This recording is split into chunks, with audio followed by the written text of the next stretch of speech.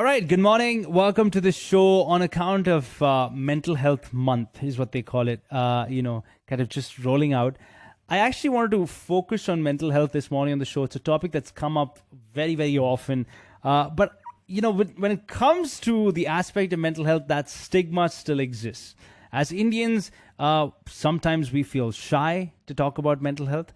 Sometimes it's ingrained in us that we shouldn't be talking about it. Now, COVID has exacted a heavy mental health toll on the whole country.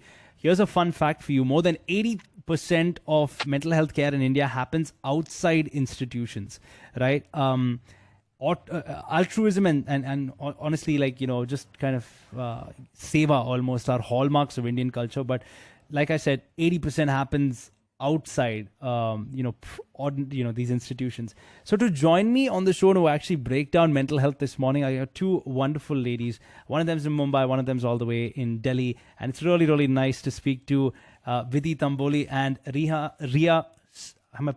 Forgive me if I get this last name wrong. Okay, Ria, you can correct me. Sohne, am I saying that right?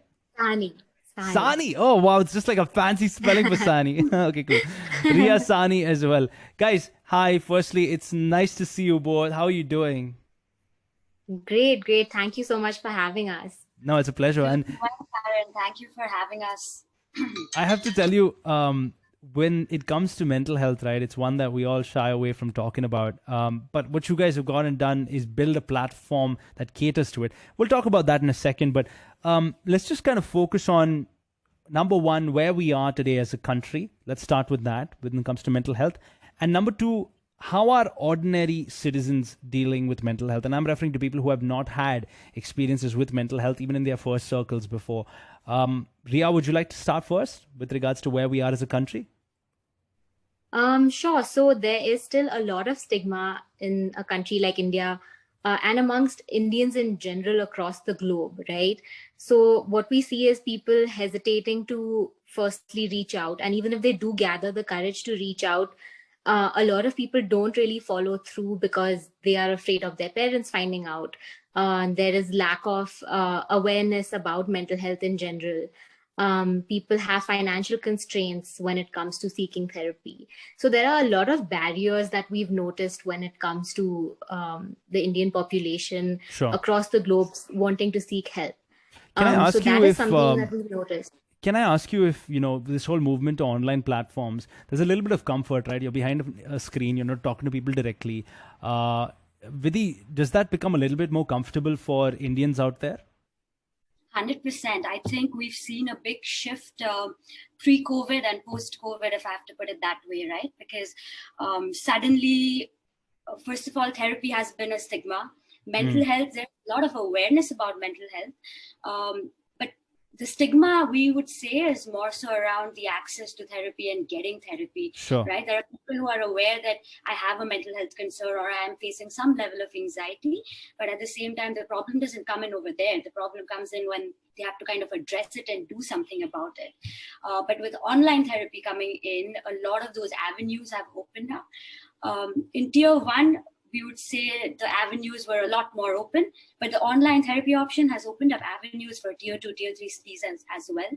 And that's exactly where we come in, where we're trying to reach out to people pan-India, where anyone from anywhere can reach out and they don't have to worry about being in a small town. My psychologist will know who everyone is and none of that. So sitting at home, I don't have to mute. I have a laptop in front of me and I have my own space and I directly jump into it. So it provides a safer space in that manner. It's becoming more and more common to hear of a friend who has some issues with mental health. It's becoming more and more common to hear of an family member that has some mental health issues that they're dealing with themselves. So when we come back on the other side, I actually want to focus, just leave aside the I'm calling them victims loosely, but I will leave aside the patients and I want to focus on the mental health professionals a little bit, because that ratio of mental health professionals to citizens is massive. There's a huge gap right there. So we'll actually come back in just a bit with Vidhi and with Ria. More conversation. In the meanwhile, check out their little platform that they got up. It's called The Mood Space. It's an online counseling platform. We'll do more conversation about that as well in just a bit. Stand by. All right, welcome back. I've got the co-founders of a lovely little online counseling platform that's catering to mental health with me on the show this morning. The platform's called Mood Space. We got Vidhi and Ria with us. Guys, really, really good to see you. Thank you for chalking at the time, number one. Right before the break, I was trying to focus on, of course, the patients, the people who have mental health issues that they're dealing with. But there are a lot of times where we forget to address the topic of mental health professionals as a community. Right? There are so few of them. If you look at it in comparison to the population that we have in the country, there are so few of them. How can we make it easier for that community, number one? And what's that ratio at? If you have any loose idea right now, I'd love if you could shed some light on that. Vidhi, you'd like to start? I think the ratio would somewhere, at least from past statistics, is 1 is to like 100,000 people. It's extremely low. The other concern is that this also includes psychologists, psychiatrists. The lines are extremely blurry. Right? For someone to be a clinical psychologist and then a counseling psychologist, and it makes it confusing not only for the professionals but also for clients. Right? Who is the right person that I need to go to? So it's the ratio is extremely large. There are a lot of upcoming mental health professionals who are coming up, but access, finding the right clients would be a concern. So the Mood Space also works in that space where we're supporting a lot of therapists who are coming in. And again, they could be coming in from a tier 2 and tier 3 city. And I keep focusing on that because that is the space where they're not able to find the right avenue to work, nor are they able to find the right avenue to get the right clients because of the stigma. So again, we're able to kind of cater to all of them and say that, hey, you have a space where you can come in and see clients. And at the same time, they're able to do the work that they can. But qualifications are extremely important, right? And in India, currently, there's no structure for a licensing policy, that there's no license that you need to become a counselor. So the avenue kind of affects a lot of counselors because people come in being extremely skeptical as to who is the right person that I should be going to. And hence, vetting is extremely important on our end. But I think it's a benefit to the client as well as the therapist who's coming in. A lot of times you get that whole thing where people say that, go by reference. People, ask for references and then they go by references as well. You focused on space, the space that you're trying to provide for mental health professionals. I want to kind of, on a lighter note, ask Ria, does Vidhi give you any space, or like, is she like, in this entire thing, or how is it to kind of deal with Vidhi? Let's do that.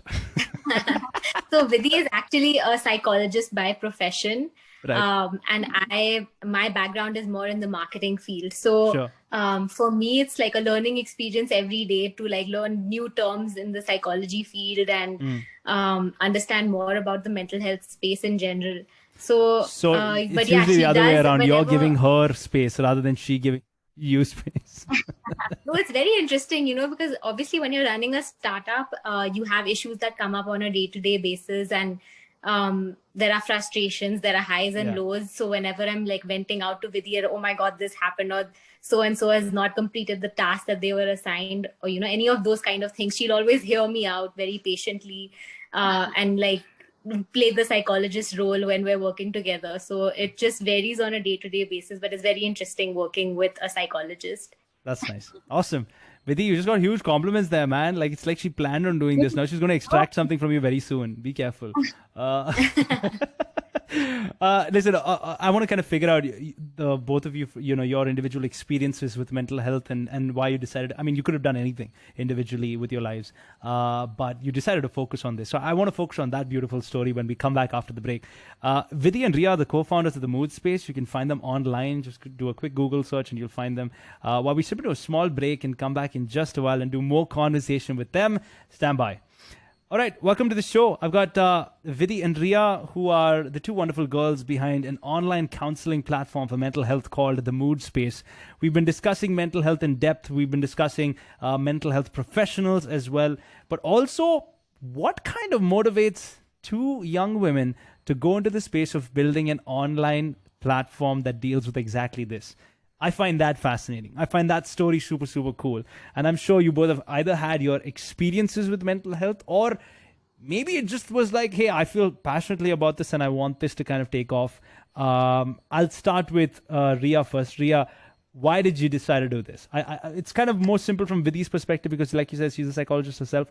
But I'd love to know from you, Ria, first. Sure. So this is slightly a long story, so feel free to cut out whatever you don't think is relevant. Well, Vidhi and I know each other since 2007. We went to boarding school together, and then we attended university together in the US. And I think right after graduation, as an international student, trying to live abroad and like work abroad, there were lots of times that I personally felt like I could have used a therapist. Sure. Just transitioning into adulting was a very difficult period for me. It was filled with a lot of stress. Moving to different states, trying to find a job, getting used to work culture and just adulting in general was a really tough phase of life. And then obviously there were relationships in between, where having someone to talk to about all my concerns would have really helped me at that point. And Sure. I also was in a friend group where I would be the person who would be listening to a lot of my friends' concerns while they would vent out, and I would be giving them advice that you should do this or not do this. And therapy was honestly something that just never crossed my mind as an option, because growing up, we were always taught to be like, be successful, be physically fit, but being mentally fit was not something that was ever taught to us growing up. And it was never spoken about at home either. It was just like, yeah, there are highs and lows of life and you deal with it, right? And nobody really wanted to talk about what you're really going through or what you're really feeling. And it was like, even when you talk to parents, when you're sitting in another country, you don't really want to bog them down with the day-to-day like difficulties that you're going through. So you tell them everything's fine, everything's okay, and you move on, right? So I think there were lots of periods of my life where I feel like I needed therapy, but I didn't really have access to it. And then in the year 2017 or 18, I actually tried looking for a therapist, but like I said, I was in the US. It was extremely expensive. Getting a session there was like $200 for an hour. I had to wait 6 months to get access to a therapist. Oh, that's crazy. Are you serious? 6 months? Wow. Yeah, there was like no availability. So the options were very limited, and I wanted someone who was from an Indian background because I wanted them to understand the cultural and relate. Yeah, I understand. Yeah. So I just wanted someone with an Indian background, and that was harder to find. And then I met Vidhi in the year 2019 at a friend's wedding. We had like a reunion and we started talking about doing something together.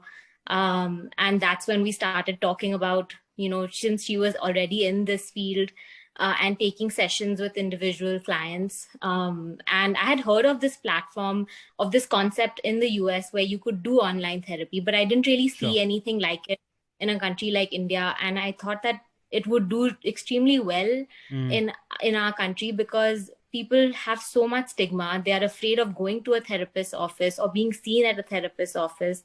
So having an online space where people can just hop on a call, get in touch with a therapist, do a FaceTime call, do a WhatsApp call, and from the comfort of their own home would be really helpful.